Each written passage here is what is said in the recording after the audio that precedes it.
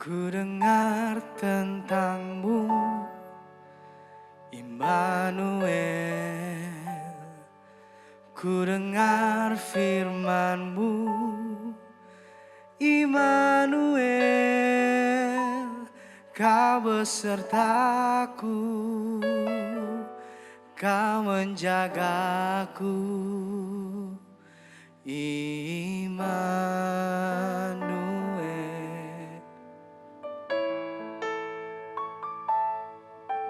Dalam kehidupanku, Kau sertaku. Dalam setiap langkahku, Kau jagaku. Sebab Kau Bapakku dan Rajaku. Engkau besertaku.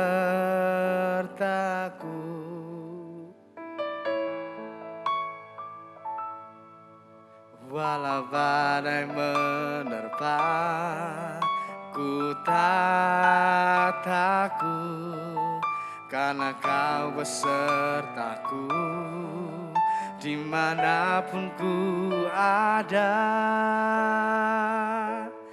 terima kasih buat kasih-Mu. Terima kasih buat cinta-Mu. Ku tak mau, ku tak mampu jauh dari-Mu. Mari kita bersama-sama pujikan pujian ini. Katakan.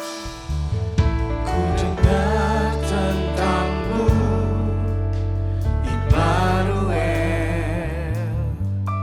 Ku dengar firman-Mu, Immanuel. Kau besertaku, Kau menjagaku, Immanuel.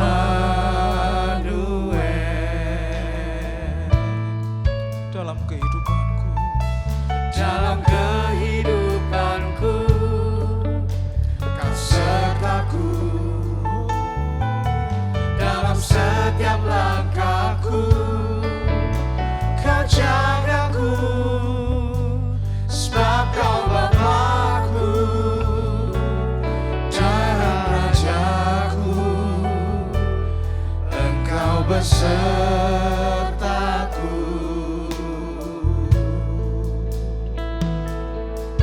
Saat badai menerpa, ku tak takut, karena Kau besertaku. Dimanapun ku ada, terima kasih buat kasih-Mu. Terima kasih buat cinta-Mu. Ku tak mau, ku tak mampu jauh dari-Mu. terima kasih. Terima kasih buat kasih-Mu. Terima kasih buat cinta-Mu. Ku tak mau, ku tak mampu jauh dari-Mu. Mari engkau yang wanita saja katakan. Ku dengar tentang-Mu, Immanuel. Ku dengar firman-Mu, Immanuel. Kau besertaku, Kau menjagaku, Immanuel. Saat ini yang meriah.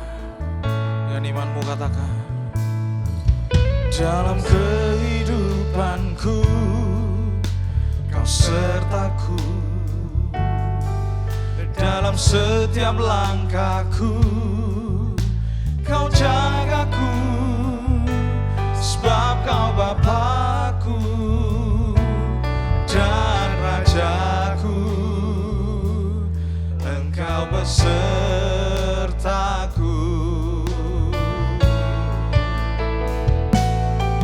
Saat badai menerpa, ku tak takut, karena Kau besertaku dimanapun ku ada. Terima kasih buat kasih-Mu. Terima kasih buat cinta-Mu. Ku tak mau, ku tak mampu jauh dari. Terima kasih, terima kasih buat kasih-Mu. Terima kasih buat cinta-Mu.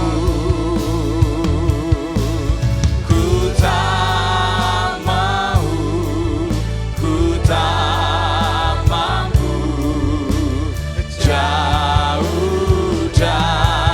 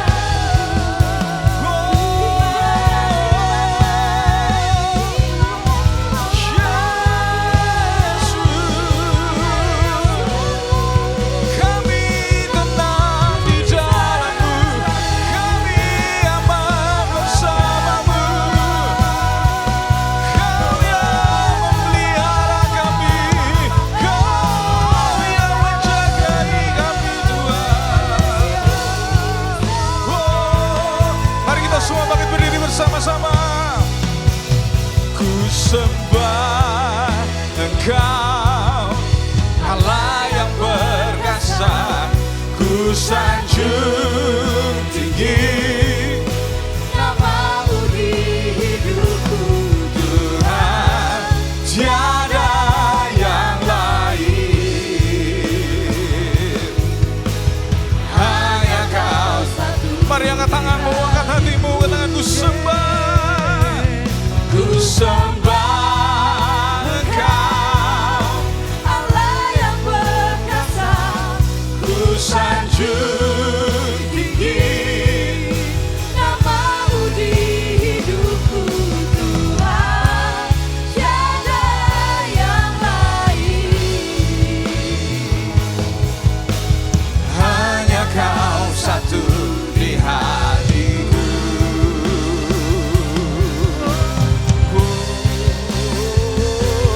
Ku sembah Engkau, Allah yang perkasa. Ku sanjung tinggi namamu di hidupku, Tuhan, tiada yang lain. Hanya Engkau, Hanya Kau satu. lebih sungguh lagi katakan. Ku sembah Engkau, Allah yang perkasa. Ku sanjung tinggi namamu di hidupku, Tuhan, tiada yang lain. Hanya Kau satu di hatiku, Tuhan, tiada yang lain. Hanya Kau satu di hatiku, Tuhan, tiada yang lain. Hanya Kau satu di hatiku. Beri tepuk tangan yang paling meriah buat Tuhan Yesus kita. Mari lebih meriah lagi buat Yesus kita. Haleluya. Mari kita semua bersuka cita bersama-sama.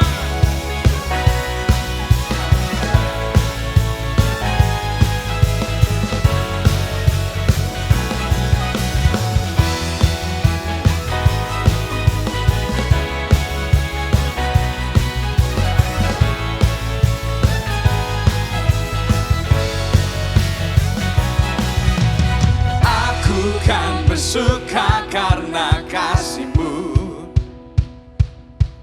menari memuji kebesaran-Mu. Karena Kau yang terhebat, Kau layak ditinggikan. Jiwaku pun bersorak sebab Engkau Allah yang setia dan benar, tak pernah tinggalkanku, Kau selalu bersamaku. Yesus, Kau sumber kekuatan. Ku hidup untuk menyenangkan-Mu.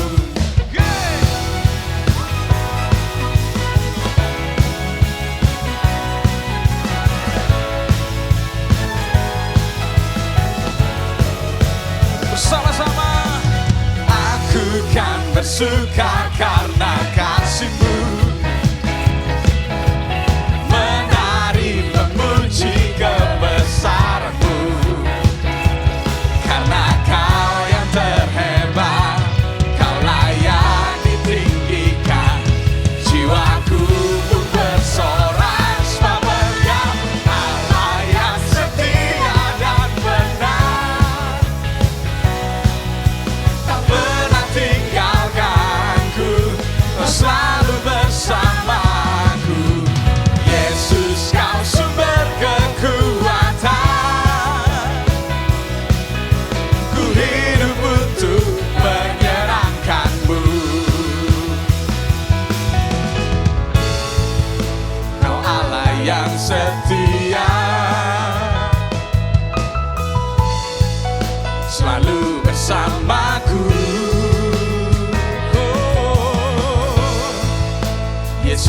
Tuhan mulia. Ini hati kami Tuhan. Hidupku milikmu, Allah yang setia dan benar, tak pernah tinggalkanku, kau selalu bersamaku. Yesus, kau sumber kekuatan, ku hidup untuk menyenangkanmu. Allah yang setia dan benar, tak pernah tinggalkanku, kau selalu bersamaku. Yesus, kau sumber kekuatan, ku hidup untuk menyenangkanmu.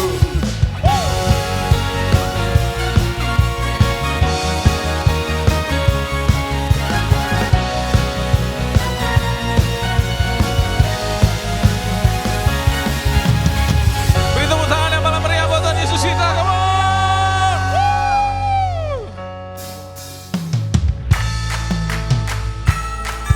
Sungguh kau Tuhan yang besar, Engkau Raja semesta. Haleluya. Yeah.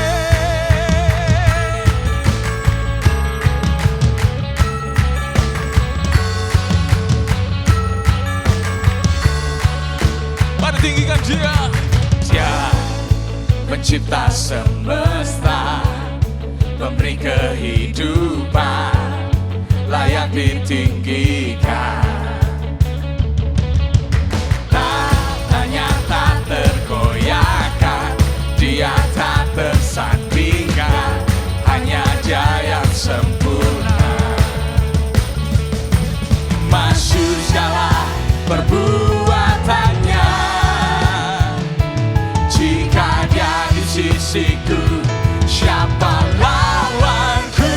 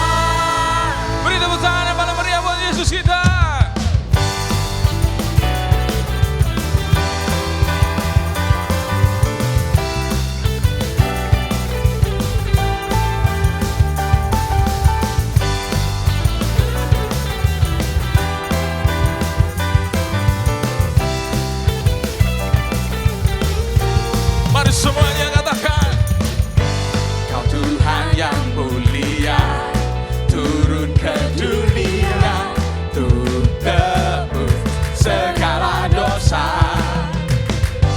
Kau beri keselamatan, beri kesempatan, kasih-Mu mengubahkan. Jika ku akui semua dosaku, maka Kau adalah setia dan adil. Kau telah mengampuni dan sucikan dari segala yang jahat. Tak mau ku hidup bagi dunia ini lagi. Tak ingin kompromi, tak ingin lakukan hal yang dapat dukakan hatimu. Tak mau ku hidup di luar kutuk kata firman-Mu yang telah bebaskanku. Yesus, kebenaran-Mu adalah pilihanku.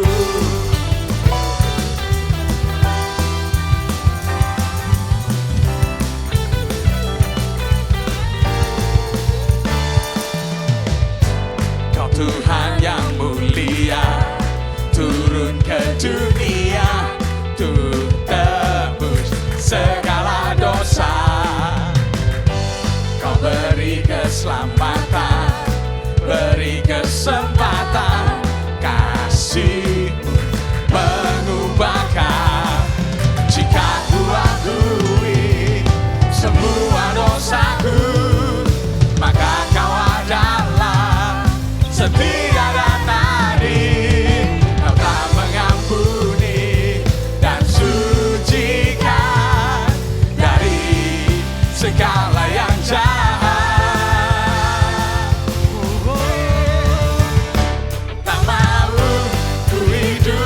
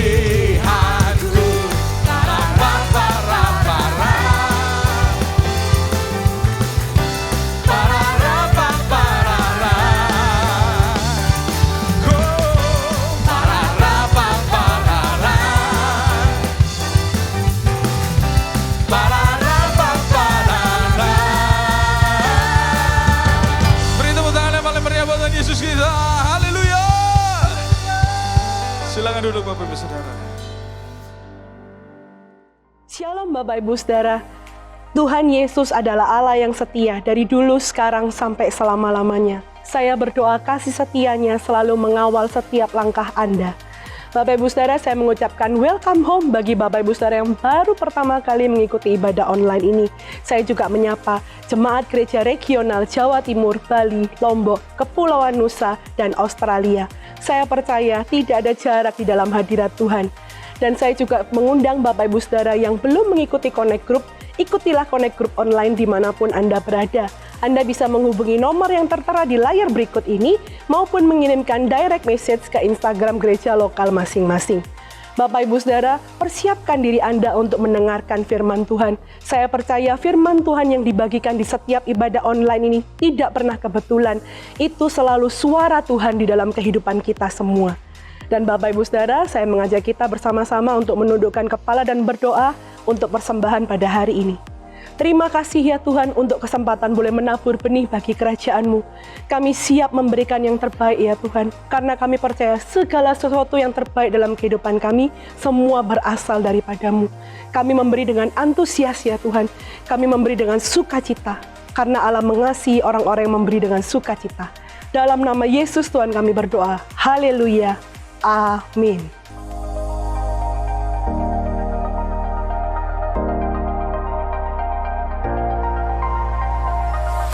Untuk update informasi seputar gereja lokal Anda dapat melihat di dalam Instagram gereja lokal masing-masing di daerah Anda. Untuk memudahkan Anda dalam mengikuti ibadah online, Anda dapat mengakses melalui gms.church/streaming/Jatim Bali Nusa Aus, dan Anda juga dapat melalui YouTube GMS Sidoarjo.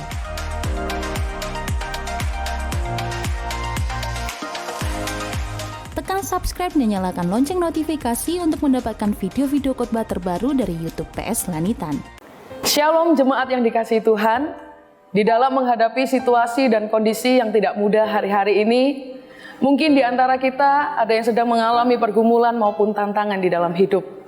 Dan kami mau pastikan bahwa setiap Anda tidak sedang melaluinya sendirian. Oleh karena itu, melalui Prayer Center, kami rindu untuk mendukung dan menjadi rekan doa bagi setiap Anda. Caranya mudah, Anda bisa langsung menghubungi di nomor WhatsApp gereja yang tertera di layar kaca Anda, atau Anda bisa langsung direct message melalui Instagram gereja lokal Anda masing-masing. Kami siap untuk melayani dan menjadi partner doa bagi Anda. Tuhan Yesus memberkati. Mari menjadi berkat dengan membagikan kesaksian Anda dengan mengirim pesan di Instagram @gms_sidoarjo. Jika Anda ingin memberikan persembahan maupun persepuluhan, Anda dapat mentransfer di nomor rekening sebagai berikut, yaitu di nomor BCA 088-2199345 atas nama Gereja Mawar Charon, atau Anda dapat men-scan QR Code berikut ini dan juga dapat menerima transfer melalui BCA Mobile, Sakuku, OVO, Dana, dan GoPay.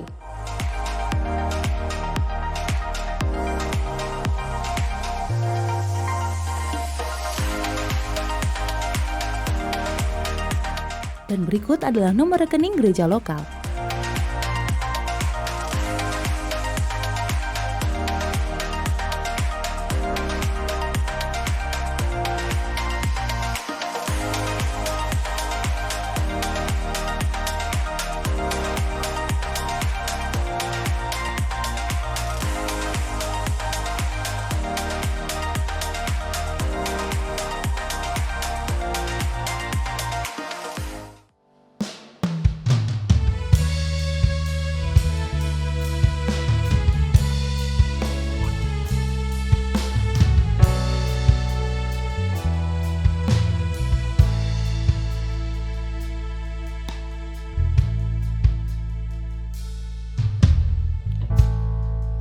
Bapa kau mendengar seruan hatiku, tak pernah kau lepaskan dari kasih-Mu. Lewat lemah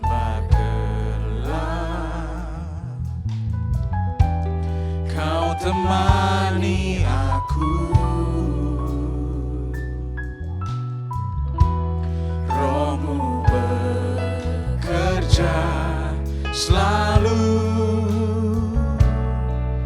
untuk kebaikanku, mengalir kuasa dari tempat maha tinggi. Bapa kekal mulia, Kau hadir di sini, memulihkan hati, menyembuhkan yang terluka. Ku kan tenang bersamamu, Bapa.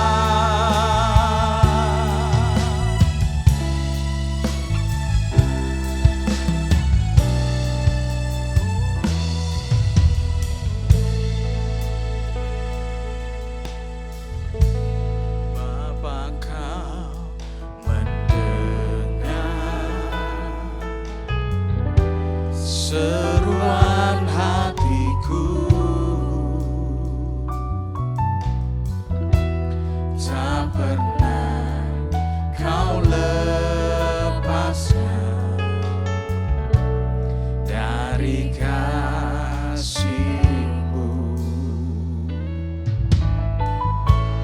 Lewat lembah gelap, Kau temani aku.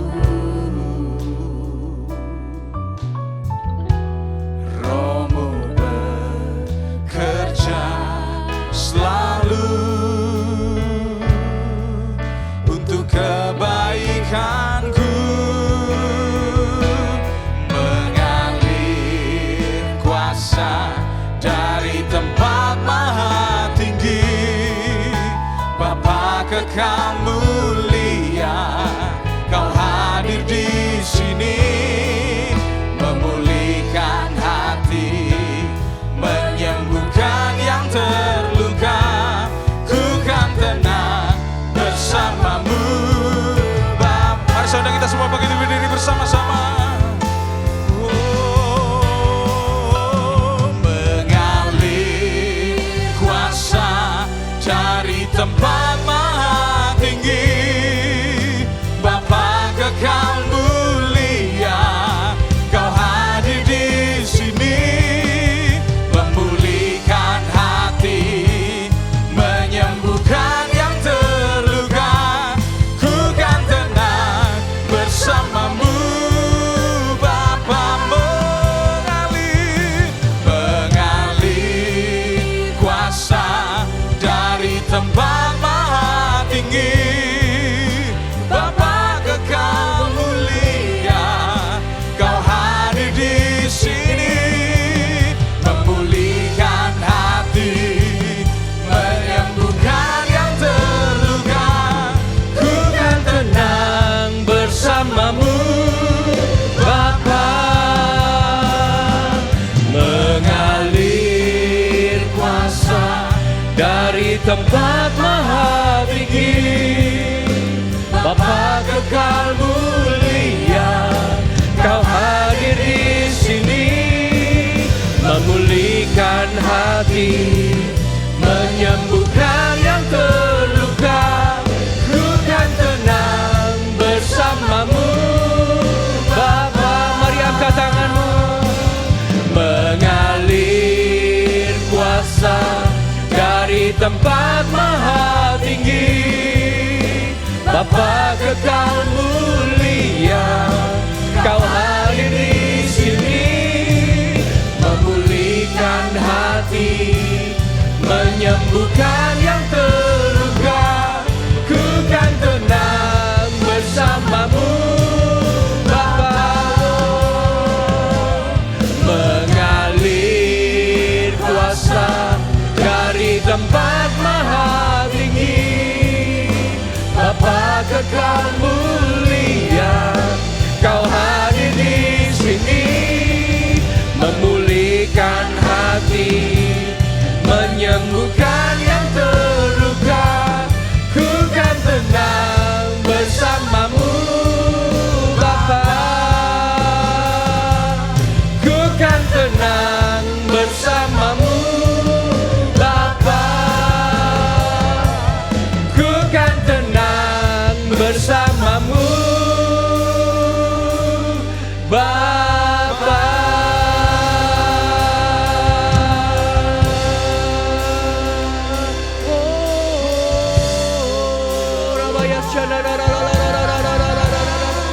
Mari kita menyembah Tuhan. Hampiri katanya.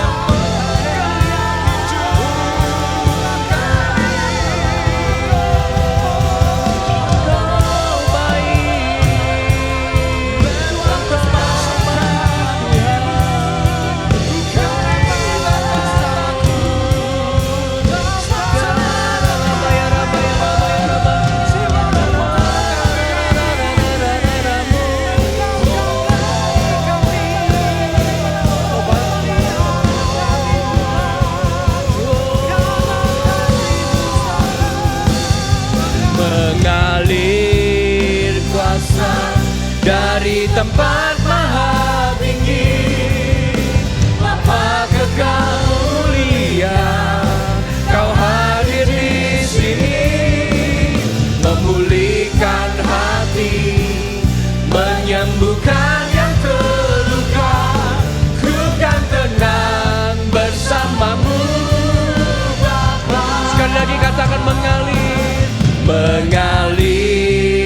kuasa dari tempat maha tinggi, Bapa kekal mulia, Kau hadir di sini, memulihkan hati, menyembuhkan yang terluka. Ku kan tenang bersamamu, Bapa. Ku kan tenang bersamamu, Bapa. Ku kan tenang bersamamu, Bapa. Mari kita berikan kemuliaan buat Allah kita yang besar. Yes, haleluya. Haleluya. Yes. Kami tahu bahwa Engkau hadir di tengah-tengah kami ya Tuhan. Dan kami merasakan hadirat-Mu mengalir, memenuhi kehidupan kami, memenuhi hati kami, memenuhi rumah-rumah kami. Dan ketika Engkau mengalir, kuasa-Mu juga hadir, pribadi-Mu ada. Dan sungguh-sungguh beberapa waktu ke depan, kami boleh mendengar suara-Mu ya Tuhan. Kami boleh melihat wajah-Mu, boleh memandang wajah-Mu. Dan izinkan perjumpaan secara pribadi ini kami alami. Kami tahu bahwa kehadiran-Mu tidak terbatas ruang dan waktu. Bahkan hari ini pun kalau kami tidak berada di gereja, kami hanya berada di rumah. Kami percaya Engkau hadir di tengah-tengah kami. Engkau punya rencana yang besar di dalam kehidupan kami. Berbicaralah melalui firman-Mu ya Tuhan. Bahwa setiap hamba-Mu rindu mendengar. Biar setiap hamba-Mu rindu. Biar Engkau berbicara secara pribadi. Biar firman yang sederhana boleh menjadi rema yang mengubahkan kehidupan kami. Berkati setiap jemaat-Mu, berkati setiap orang-orang yang menyaksikan tayangan ini ya Tuhan. Kami percaya Roh Kudus juga hadir di sana. Terima kasih, kami siap untuk firman-Mu. Urapi lidah bibir hamba-Mu ya Tuhan yang terbatas. Tapi kami percaya kuasa Allah tidak terbatas oleh apapun juga. Biar firman yang kami terima juga bisa menghidupkan kerohanian kami yang mungkin mati hari-hari ini. Firman yang kami terima juga bisa menjadi kekuatan buat setiap kami. Terima kasih Tuhan, kami siap untuk firman-Mu. Di dalam nama Tuhan Yesus Kristus, ayo siap dibangun kemenangan firman Tuhan, sama-sama katakan amin. Silakan duduk. Shalom, apa kabar? Saya percaya melihat suara Anda dengan iman, Anda berkata kabarnya luar biasa. Dan saya juga percaya bahwa hari-hari ini di kehidupan Anda Tuhan banyak bekerja, Tuhan banyak memberkati kehidupan Anda, Tuhan banyak menguatkan, Tuhan banyak berbicara dan shalom itu tinggal di dalam kehidupan setiap Anda. Bolehkah Anda yang menonton boleh sapa suami atau istrinya di kanan kiri, katakan Tuhan Yesus mengasihimu. Mari kita buka terlebih dahulu kitab Roma pasal yang ke-9 ayat yang ke-28.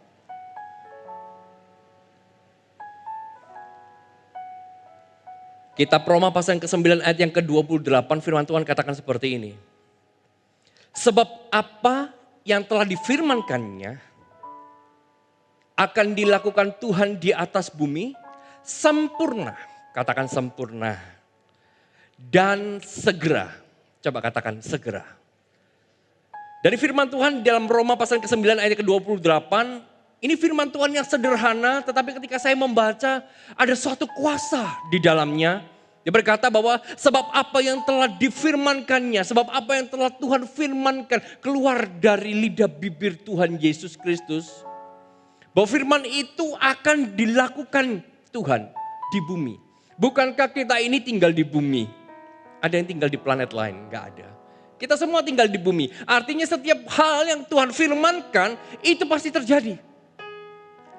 Dan ketika firman Tuhan itu terjadi, saya percaya firman Tuhan itu bukan hanya sekedar terjadi, tetapi firman Tuhan jelas katakan firman itu terjadi secara sempurna dan segera. Katakan segera. Dengan iman katakan segera. Kalau kata segera berarti dengan iman kita menangkap bahwa sebentar lagi Tuhan akan melakukan perkara yang besar, Tuhan akan melakukan perkara yang indah di dalam kehidupanku.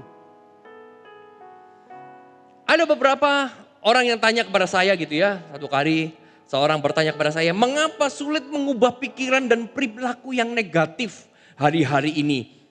Padahal dia sudah membaca dan mendengar firman Tuhan setiap hari. Kenapa kok sulit mengubah pikiran, paradigma, mengubah perilaku yang negatif?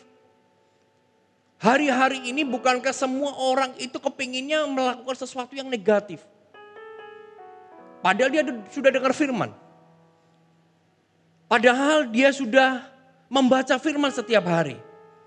Saya mau katakan bahwa di dalam sebuah persoalan yang hari-hari ini menekan kehidupan setiap kita, justru saya melihat hari-hari ini kita bisa melihat siapa kita sebenarnya di hadapan Tuhan. Ketika apa? Ketika masalah datang. Ketika masalah terjadi di dalam kehidupan kita, ketika tekanan itu terjadi dalam hidup kita, kita bisa melihat siapa kita terhadap Tuhan. Kalau masalah nggak terjadi, kita bisa bilang Tuhan itu luar biasa baiknya. Tuhan itu pengasih, penyayang. Tapi ketika hari-hari ini terjadi sesuatu di dalam kehidupan kita, masih bisakah kita berkata Tuhan itu baik? Firman Tuhan di dalam Roma jelas berkata, sebab apa yang difirmankannya akan dilakukan Tuhan di atas bumi, sempurna, segera. Saya percaya bahwa setiap firman yang hari ini Anda dengar, Tuhan akan merealisasikannya di dalam hidup Anda. Gak perlu waktu lama, segera. Kenapa banyak orang gak berubah? Dan di Injil Markus menggambarkan tentang hal ini dengan sangat luar biasa. Kita lompat ke Injil Markus pasal yang keempat, ayat yang pertama sampai ayat yang ke-20. Markus pasal yang keempat, ayat yang pertama sampai ayat yang ke-20. Bapak bisa siapkan Alkitabnya, catatannya, handphonenya, untuk kita bisa mencatat setiap rema yang hari ini kita dapatkan. Pada suatu kali Yesus mulai pula mengajar di tepi danau. Maka datanglah orang banyak yang sangat besar jumlahnya mengerumuni dia. Sehingga ia naik ke sebuah perahu yang sedang berlabuh lalu duduk di situ. Sedangkan semua orang banyak itu di darat di tepi danau itu. Selalu kalau Tuhan Yesus mengajar banyak orang itu berbondong-bondong, berkumpul ribuan orang banyaknya. Tapi saya percaya di antara ribuan orang yang banyaknya itu, semua yang mendengar firman belum tentu semuanya berubah atau diubahkan.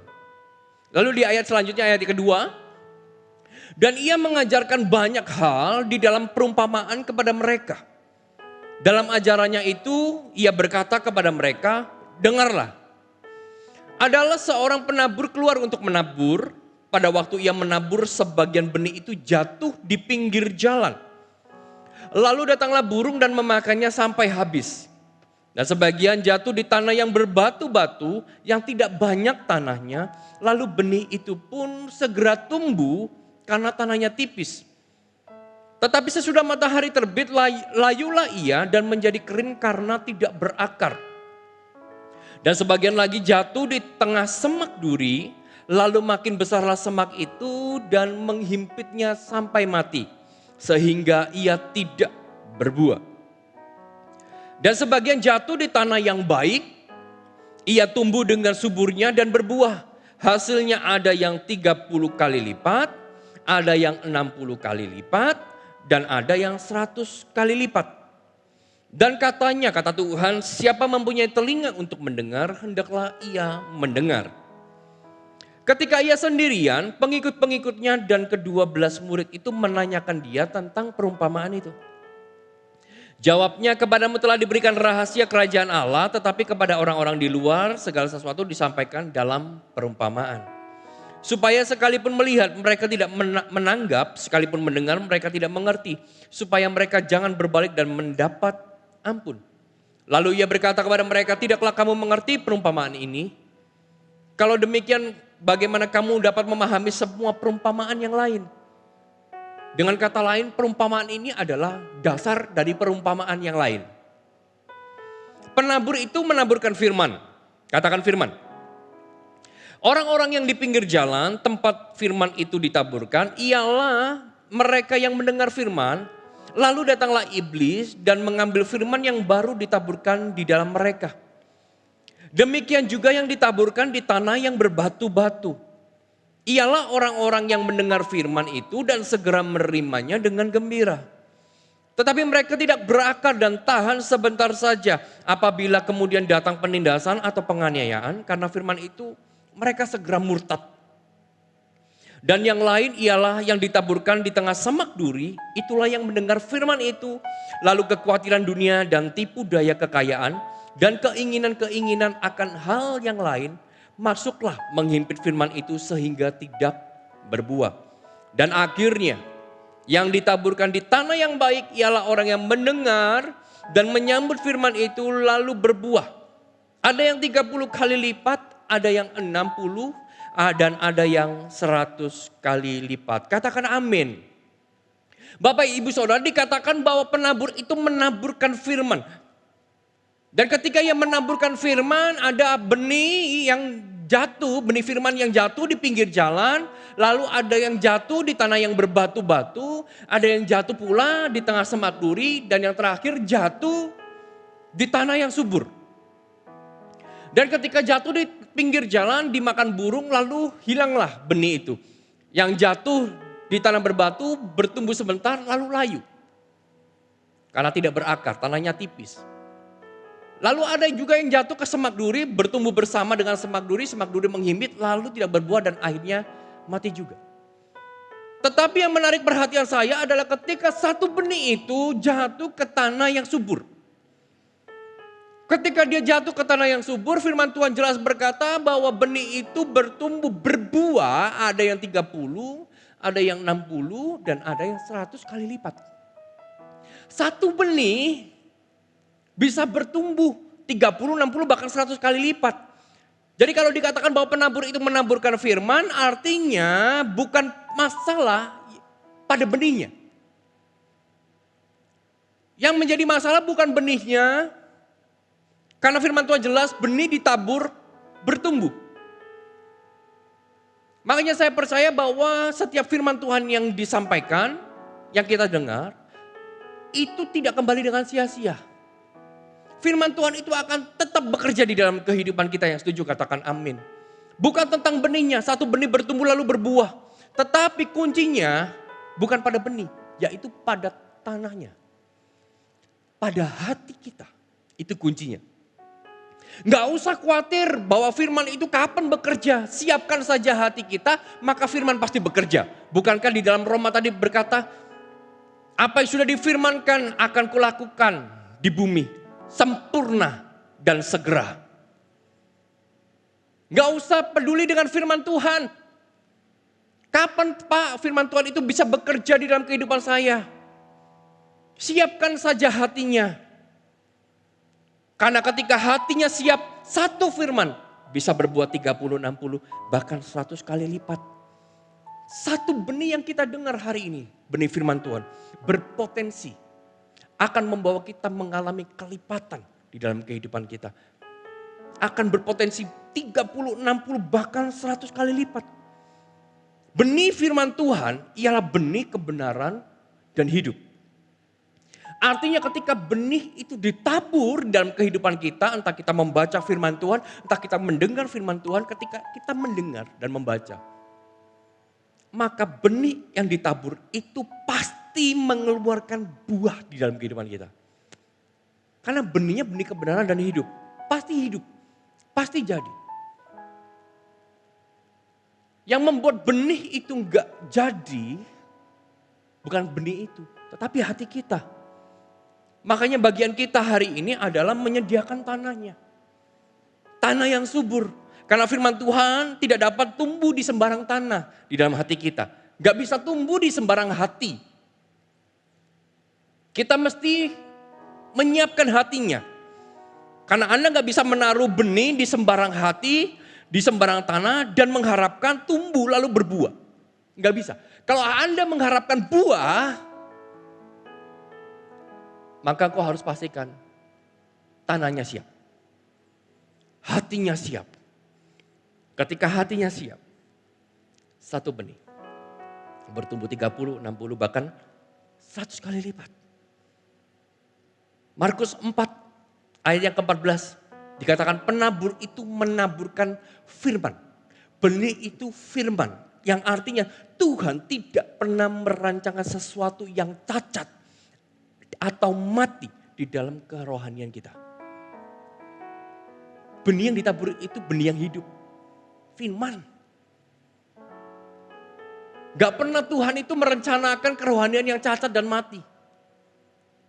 Karena yang ditaruh di dalam kehidupan kita adalah benih kehidupan. Dan dari firman Tuhan ini, kita bisa belajar bahwa bukan tentang benih yang membuat kita hidup tidak maksimal. Tetapi tentang tanahnya. Tentang kondisi hati kita terhadap hal-hal rohani yang datang di dalam kehidupan kita. Untuk tanah yang subur.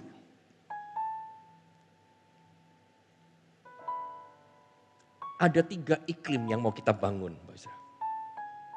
Untuk tanah hati yang benar. Ada 3 iklim yang mau kita sama-sama bangun. 3 iklim hati yang bisa kita bangun. Yang pertama, di ayat yang ke-15.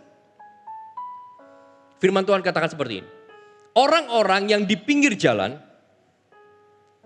tempat firman itu ditaburkan, ialah mereka yang mendengar firman, lalu datanglah iblis dan mengambil firman yang baru ditaburkan di dalam mereka, di dalam hidup mereka. Artinya ketika firman itu ditabur, diberikan, tiba-tiba begitu masuk langsung dimakan iblis. Langsung diambil iblis. Tidak ada proses pencernaan. Begitu ditabur langsung dimakan. Begitu ditabur langsung habis. Iklim yang pertama yang harus kita bangun di dalam hati kita adalah iklim proses. Iklim proses. Di ayat 15 tidak ada proses terjadi. Tanah pinggir jalan adalah tipe tanah hati di mana tidak memberikan kesempatan untuk firman Tuhan itu bekerja di dalam hidupnya. Tidak memberi ruang bagi Tuhan untuk bekerja di dalam kehidupannya melalui proses. Melalui proses. Makanya di dalam hati kita harus kita bangun iklim proses. Bahwa segala sesuatu yang Tuhan rancangkan tidak ada yang instan. Semua butuh proses. Kalau nggak ada proses, sama seperti ketika Tuhan tabur, Tuhan kasih benih, langsung iblis ambil. Kenapa? Karena tidak kita izinkan proses terjadi. Tuhan mengerjakan segala sesuatu dalam hidup kita, nggak ada yang instan. Jangan tolak proses yang hari ini sedang terjadi di dalam kehidupan kita. Karena dari yang namanya benih, menjadi buah,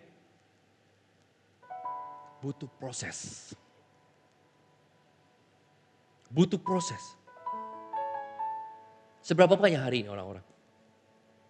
Engkau mendengar firman Tuhan ini. Engkau sudah gak percaya sama Tuhan, bisa melakukan perkara. Saya dengar dari beberapa orang. Ada orang-orang yang divonis anaknya sakit. Lalu dia dengan mudah, aku gak percaya sama Tuhan. Kenapa Tuhan izinkan ini semua terjadi? Aku mau percaya sama Tuhan kalau anakku sembuh dulu. Jadi ketika orang bicara tentang firman Tuhan, ayo percaya. Tidak. Sembuh dulu, baru percaya. Ayo kamu pasti bisa. Tidak. Aku tidak akan percaya Tuhan sebelum Tuhan menunjukkan. Jadi nggak ada di dalam hatinya mengizinkan Tuhan itu untuk memproses hidupnya. Firman itu begitu jatuh, tidak ada kesempatan untuk firman itu bekerja. Langsung dibuang. Mendengar firman langsung gak percaya kalau gak dibuktikan dulu. Kenapa? Ya mungkin kecewa. Luka hati, mungkin apa? Punya masalah. Tapi bukankah firman Tuhan berkata berbahagialah engkau yang tidak melihat namun percaya. Itu firman Tuhan. Gak lihat gak apa-apa, percaya aja. Izinkan firman Tuhan itu bekerja di dalam kehidupan kita. Izinkan firman Tuhan, izinkan Tuhan sendiri. Itu bekerja melalui proses di dalam kehidupan kita. Proses itu melahirkan kemenangan Bapak Ibu Saudara. Proses itu melahirkan kemenangan. Saya sering sampaikan, proses bukanlah tujuan Tuhan. Tapi jalan Tuhan. Kemenanganlah tujuan Tuhan dalam hidup kita. Makanya kalau kita mau mengalami kemenangan, seperti apa yang Tuhan ingin kerjakan dalam hidup kita. Jangan tolak proses. Kita bangun iklim di dalam hati kita. Firman Tuhan butuh proses. Tuhan mengerjakan sesuatu yang besar, butuh proses. Membangun rumah yang besar, yang megah, yang indah, yang sempurna. Gak simsalabim. Avrakadabra. Tapi butuh proses. Dan proseslah yang membuat rumah itu bernilai. Proseslah yang membuat rumah itu mahal. Proseslah yang membuat hidup kita ini bernilai. Proseslah yang membuat hidup kita ini mahal. Apa yang membuat keselamatan di dalam Yesus itu berharga? Proses. Coba gak ada proses.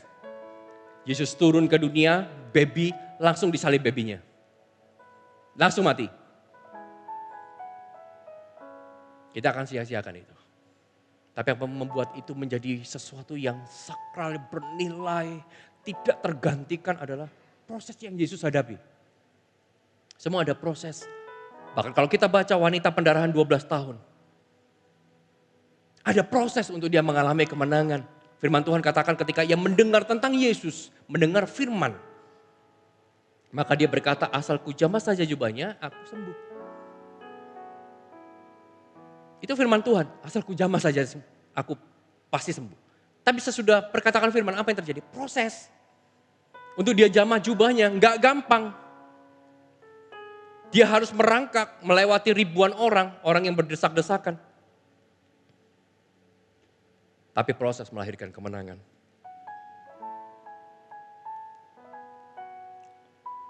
Proses melahirkan kemenangan. Lalu yang kedua, 3 iklim hati yang bisa kita bangun. Yang pertama adalah iklim proses yang kita bangun. Yang kedua adalah di ayat ke-16 dan 17, Markus 4. Demikian juga yang ditaburkan di tanah yang berbatu-batu. Ialah orang-orang yang mendengar firman itu dan segera menerimanya dengan gembira. Tetapi mereka tidak berakar dan tahan sebentar saja. Apabila kemudian datang penindasan atau penganiayaan karena firman itu, mereka segera murtad. Iklim yang kedua yang harus kita bangun di dalam hati kita supaya tanah hati kita menjadi tanah yang subur adalah iklim kebesaran hati. Iklim kebesaran hati. Apa sih kebesaran hati? Kebesaran hati itu adalah hati yang mau menerima dan mau taat. Banyak orang ketika firman disampaikan gak percaya karena apa? Karena dia gak bisa menerima keadaan yang baru. Hatinya gak besar. Di tengah-tengah keadaan seperti ini, yang dulunya merasa bahwa pekerjaan baik-baik, bisnis baik-baik, tiba-tiba terdampak oleh persoalan yang terjadi, nggak bisa menerima keadaan. Dan ketika nggak bisa menerima keadaan, nggak bisa menerima Tuhan juga. Padahal saya percaya di balik ini semua, Tuhan sedang bekerja. Oh, Dia adalah Allah yang sanggup Bapak Ibu Saudara melakukan semua di dalam kehidupan kita.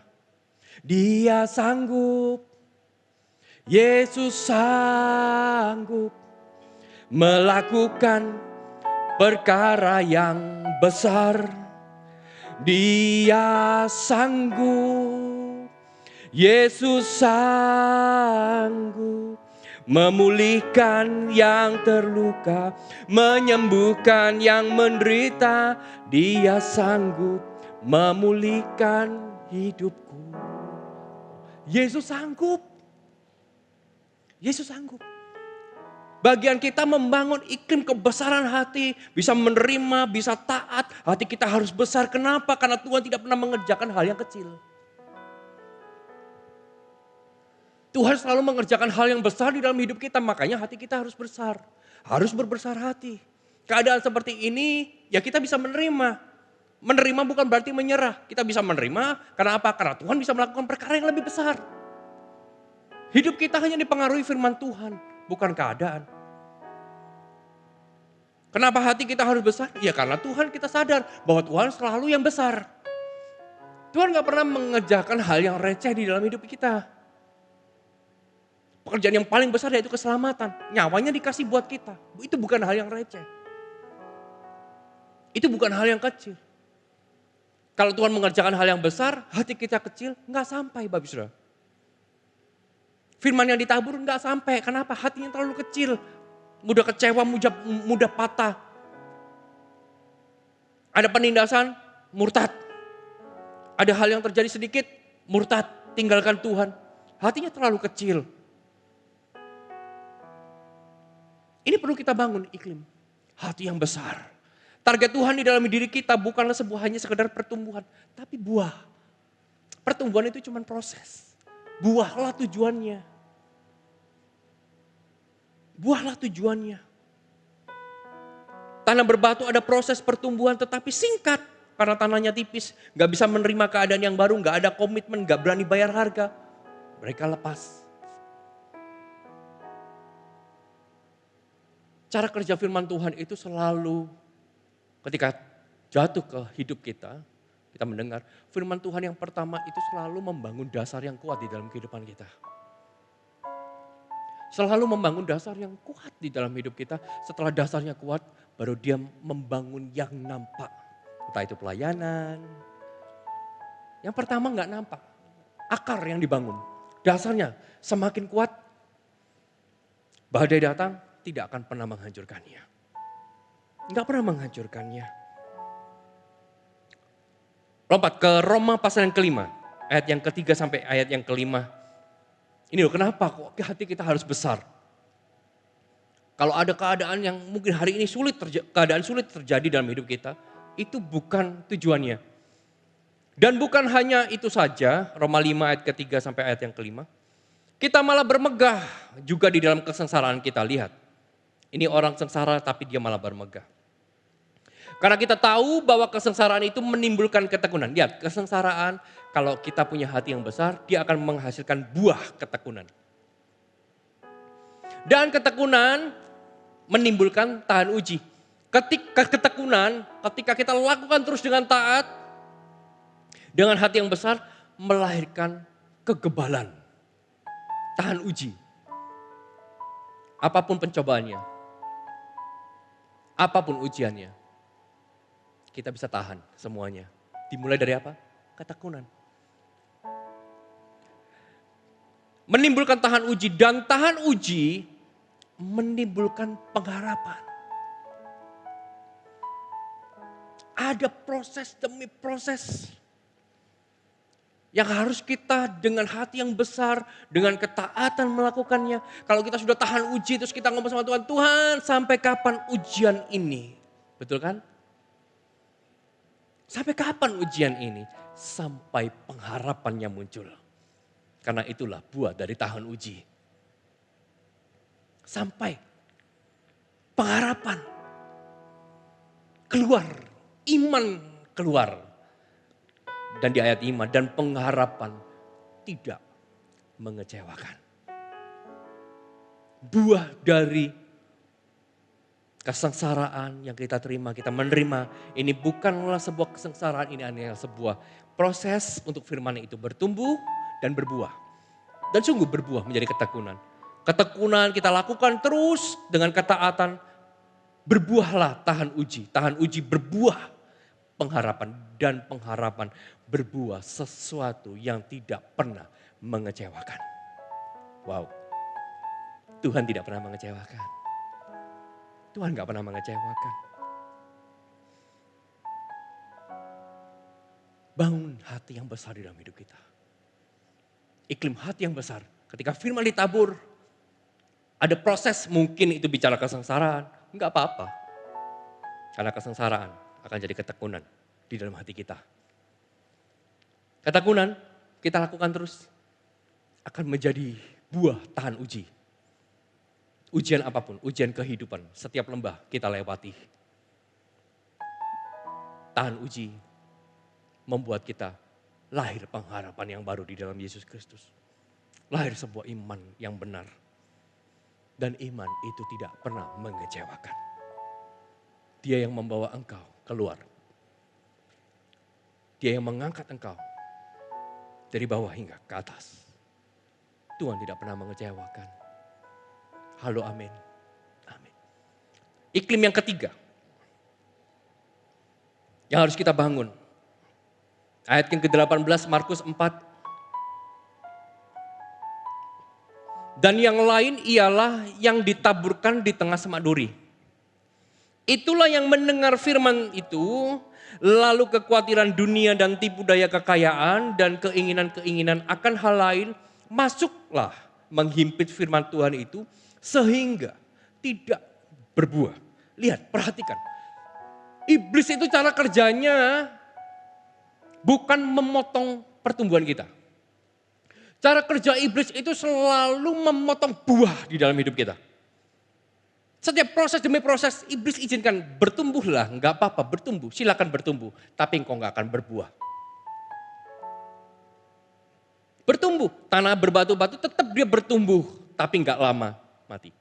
Semak duri, dia bertumbuh bersama, tapi tidak mengeluarkan buah. Enggak mengeluarkan buah, itu cara kerja iblis. Yang ketiga, iklim yang harus dibangun di dalam hati kita adalah iklim percaya kepada Tuhan. Dunia gampang, dunia tinggal kasih kekhawatiran. Dunia tinggal kasih kekhawatiran. Dunia tinggal kasih tipu daya kekayaan dan keinginan-keinginan akan hal yang lain. Setelah itu, kita enggak berbuah. Makanya iklim yang harus kita bangun di dalam hati kita adalah iklim percaya kepada Tuhan. Percaya kepada Tuhan artinya fokus kita hanya kepada apa yang Tuhan mau. Apa yang Tuhan kehendaki. Bukan kepada apa yang kita inginkan atau dunia tawarkan. Ini fokus kita. Percaya kepada Tuhan. Benih yang tumbuh bersama benih semak duri terjadi sebuah proses. Tetapi proses yang semakin berkembang, semakin besar disertai dengan kekhawatiran pula. Kalau kita sudah mulai khawatir, mulai takut, maka tidak akan ada buah di dalam kehidupan kita. Benih semak duri itu sudah pasti gak bisa bertumbuh bersama-sama dengan benih rohani yang Tuhan tabur. Karena sifat dari benih semak duri ialah menghimpit sehingga gak berbuah. Sifat dari benih semak duri adalah membuat kita nggak percaya bahwa Tuhan Yesus merencanakan yang sempurna. Bahkan yang baik dalam hidup kita. Itu benih semak duri. Kekhawatiran tidak akan bertumbuh di dalam diri kita jika tidak ada ruang untuk kekhawatiran itu bertumbuh. Dengan kata lain ketika kita ini fokus percaya kepada Tuhan. Maka kekhawatiran di dalam hati kita tidak ada ruang untuk dia bisa bertumbuh. percaya kepada Tuhan. Percaya kepada Tuhan berarti kita menyadari di tengah-tengah keadaan seperti ini, Dia tetap Tuhan. Di tengah-tengah keadaan seperti ini, Dia tetap Jehovah Rohi. Tuhan adalah gembalaku. Di tengah-tengah keadaan seperti ini, kita tetap percaya bahwa Dia adalah Jehovah Jireh. Dia adalah Allah penyedia. Yang menyediakan segala keperluanku, kebutuhanku. Kita juga percaya di dalam keadaan seperti ini, Dia adalah Jehovah Sama. Tuhan ada di sana bersamaku. Tuhan menyertai kita. Jehovah Sama. Dalam keadaan seperti ini kita juga percaya Dia adalah Jehovah Rafa. Tuhan penyembuhku. Di dalam keadaan seperti ini kita tetap percaya bahwa Dia adalah Jehovah Ezer. Tuhan penolongku. Engkau gak pernah sendiri. Tuhan menolong kita. Di dalam keadaan yang serba tidak pasti, kita tetap percaya bahwa Tuhan, Dia adalah Jehovah Shalom. Tuhan yang memberi damai sejahtera. Tuhan yang memberi sukacita. Dan Tuhan yang memberikan keselamatan di dalam hidup kita. Oh, saya percaya ketika Anda mendengar firman Tuhan ini dengan hati yang sudah diubahkan sama Tuhan, tanah hati Anda menjadi tanah yang subur. Lihat, sesuatu akan terjadi. Dia adalah gembalamu, Dia adalah penyedia, Dia adalah di sana bersamamu, Dia adalah penyembuhmu, Dia adalah penolongmu. Tuhan adalah Allah yang memberikan damai sejahtera, sukacita, keselamatan terjadi di rumahmu. Yang setuju berikan kemuliaan buat Tuhan. Gak ada hal yang terlalu besar untuk Tuhan bisa kerjakan di dalam hidupmu hari-hari ini. Bangun iklim, aku percaya kepada Tuhan. Aku percaya Dia sanggup. Dia sanggup. Apapun keadaanmu, Dia sanggup. Tutup Alkitabmu, kita bangkit berdiri. Dia sanggup. Yesus sanggup melakukan perkara yang besar. Dia sanggup, Yesus sanggup memulihkan yang terluka, menyembuhkan yang menderita. Dia sanggup memulihkan hidupku. Dia sanggup, Yesus sanggup melakukan perkara yang besar. Dia sanggup, Yesus sanggup memulihkan yang terluka, menyembuhkan yang menderita. Dia sanggup memulihkan hidupku. Amin. Yesus Tuhan, mulialah namanya. Yesus Allahku, besar kuasanya. Dahulu, sekarang, sampai selama-lamanya. Kuasanya tak pernah berubah. Yesus Tuhan, mulialah namanya. Yesus Allahku, besar kasih-Nya. Dahulu, sekarang, sampai selama-lamanya. Kuasanya tak pernah berubah. Mari angkat tanganmu. Dia sanggup, Yesus sanggup melakukan perkara yang besar. Sanggup, Yesus sanggup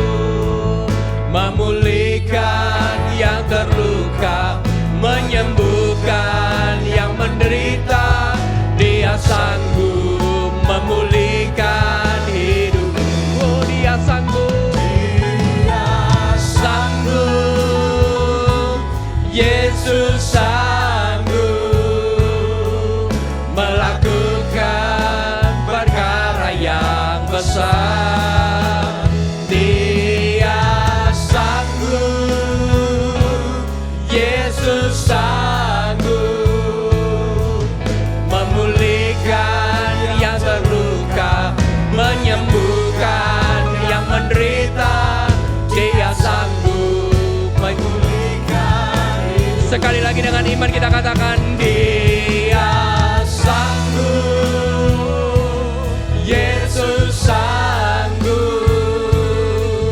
melakukan perkara yang besar. Dia sanggup, Yesus sanggup memulihkan yang terluka, menyembuhkan yang menderita. Dia sanggup memulihkan hidup. Mari kita arahkan tangan kita ke depan. Dia sanggup, Yesus sanggup melakukan perkara yang besar.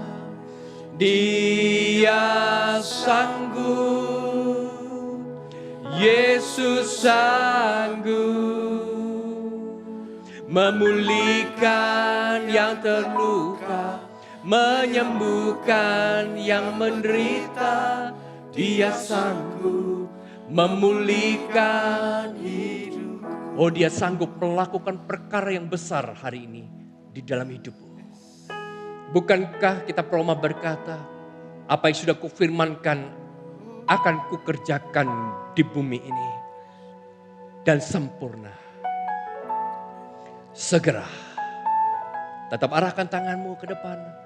Oh, Dia sanggup melakukan perkara yang besar di dalam hidupmu. Perkara yang besar adalah perkara yang hari ini kau gak bisa kerjakan, kau gak bisa lakukan. Tapi Yesus sanggup mengerjakannya. Dia sanggup memulihkan hidupmu. Dia sanggup memulihkan kekecewaan karena hatimu terluka. Dia sanggup karena kasih-Nya membalut apapun juga. Bahkan kalau hari ini kau sedang sakit, oh, Dia sanggup menyembuhkanmu. Dia sanggup memulihkan, Dia sanggup mengangkat, Dia sanggup melakukan segala hal di dalam hidupmu. Bangun iklim, aku percaya kepada Tuhan. Besarlah hatimu. Bangun iklim proses, semua ini hanya sebuah proses. Bukan tujuan. Kemenangan adalah tujuan Allah di dalam hidupmu. Kalau kau berkata, Tuhan aku sudah gak tahan, aku sudah gak kuat. Karena kesengsaraan ini, kesengsaraan akan berbuahkan ketekunan. Ketekunan akan berbuahkan tahan uji. Tahan uji akan berbuahkan pengharapan dan pengharapan kepada Tuhan tidak mengecewakan. Hari ini Dia sanggup. Dia sanggup mengubahmu. Dia sanggup. Mari kita dengan hati yang baru. Izinkan firman Tuhan masuk bekerja memproses hidupmu. Dia sanggup. Yesus sanggup. Imanmu yang sudah mulai pudar. Memulakan perkara yang besar. Dia sanggup, Yesus sanggup memulihkan yang terluka, menyembuhkan yang menderita. Dia sanggup memulihkan. Bolehkah sekali lagi dengan tangan di hati? Dia sanggup, Yesus sanggup, amin amin, melakukan perkara yang besar. Dia sanggup, Yesus sanggup memulihkan yang terluka, menyembuhkan yang menderita. Dia sanggup memulihkan hidup. Dia sanggup, Yesus sanggup melakukan perkara yang besar.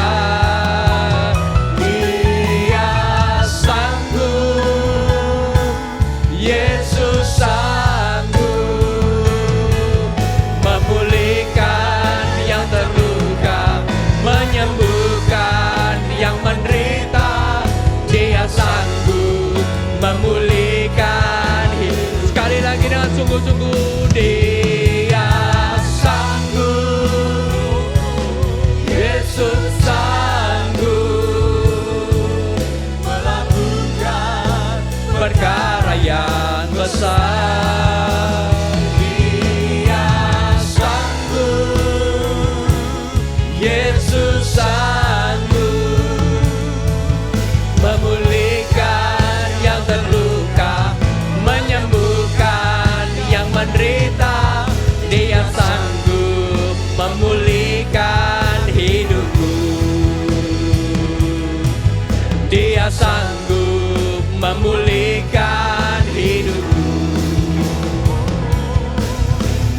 sanggup memulihkan hidupku.